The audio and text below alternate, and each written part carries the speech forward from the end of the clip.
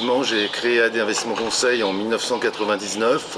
Je tiens à dire que j'ai également repris en 2015 même, la société Divitias Conseil et Patrimoine, pour l'instant que j'ai séparé pour différentes raisons.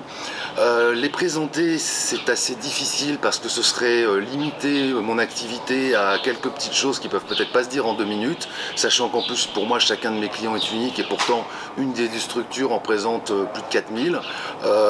Bien évidemment j'ai des équipes quand même qui viennent m'aider parce que j'aurais déjà beaucoup de mal à en voir au moins chaque client une fois par an.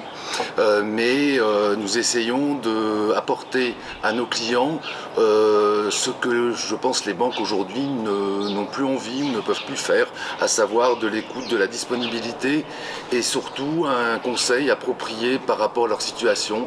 Je vais vulgariser ça en disant pas qu'on est l'assistance sociale des riches parce que nos clients ne sont pas tous riches et on ne fait pas que du social, mais en réalité quand on veut vraiment les conseiller, il faut faire le tour de l'arbre et il n'y a pas que l'aspect financier, même si celui-ci est extrêmement important.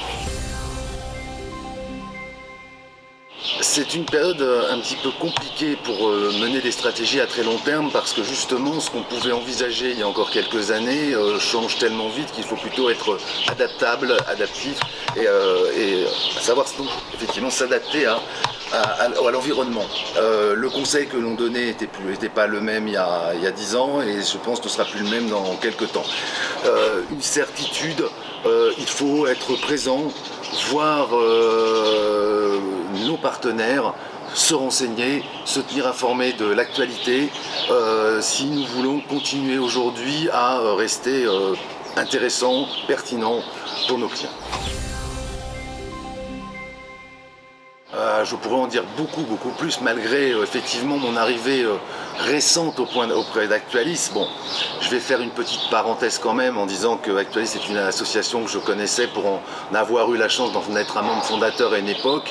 La vie a fait qu'il y a eu un parcours différent pendant quelques années avec de ma part un très grande estime pour cette association. Henri a eu, Masdevald a eu le président la gentillesse à un moment donné d'accepter ou de rediscuter avec moi pour que nous puissions revenir ensemble.